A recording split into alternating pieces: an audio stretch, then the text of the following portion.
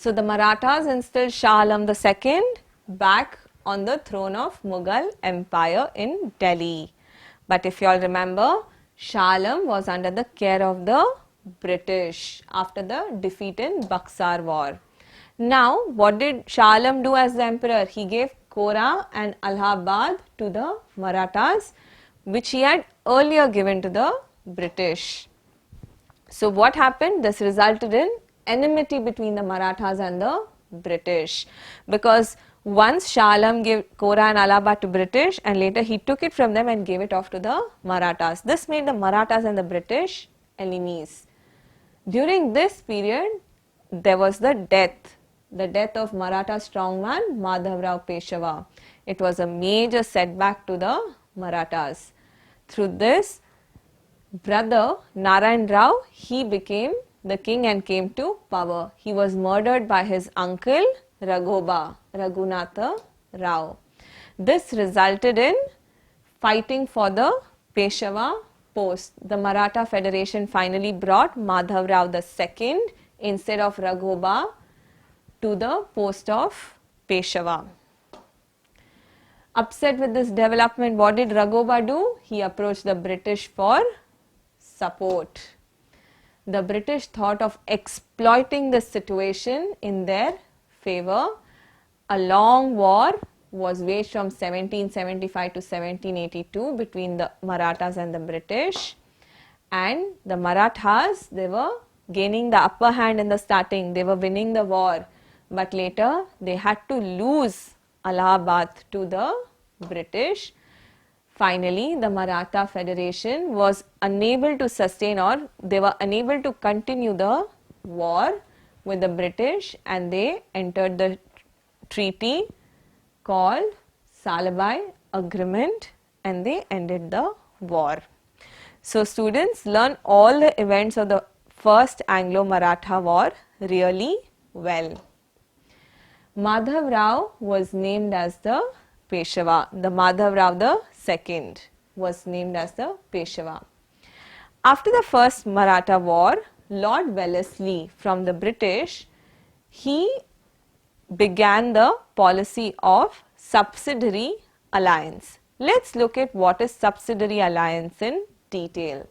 So the expansion of the British Empire took place in a larger pace. It was taking place at a very fast rate after the arrival of Lord Wellesley as the Governor General of India. So very important, who was Lord Wellesley? He was the Governor General of India. By this time, what all had happened? The powerful state of Marathas and Mysore had become weak. Why? Because they were fighting so many wars. Lord Wellesley followed three policies to expand the British Empire in India. What were they? Number one, subsidiary alliance. 2, waging war against new states. And 3, administering the states directly that were under the control of the British.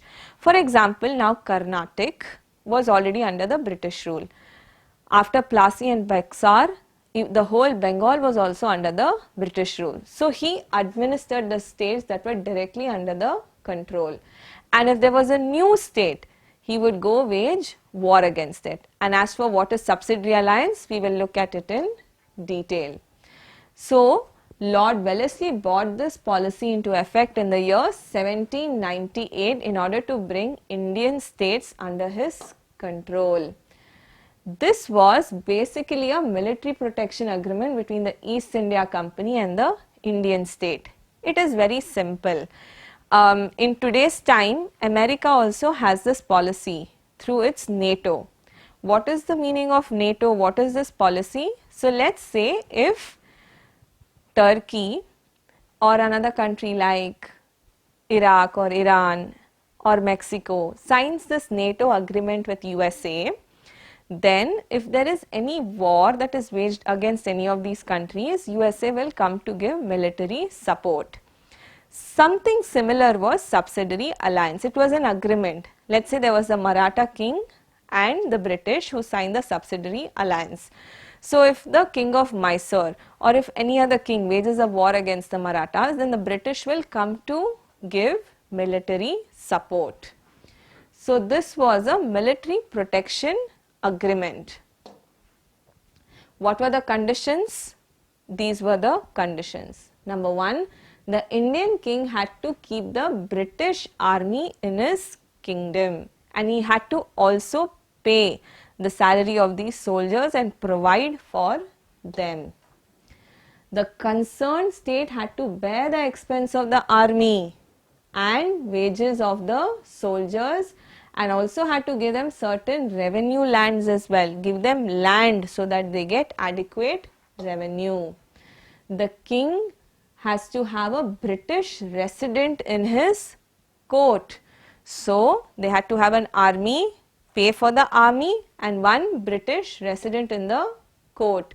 The king could not appoint any other European without the permission of the British. So through this technique, the British ensured that the French, Portuguese, Dutch, nobody should be able to ever come back. In order to enter any agreement or pact with any Indian government, the permission of the Governor General was mandatory. So let's say the Maratha kingdom wanted to make an agreement with the Mysore kingdom, it had to still take the permission of the Governor General, that is Lord Wellesley in India. In return for all these services, what would British give? The company would offer protection to the state from internal or external aggression.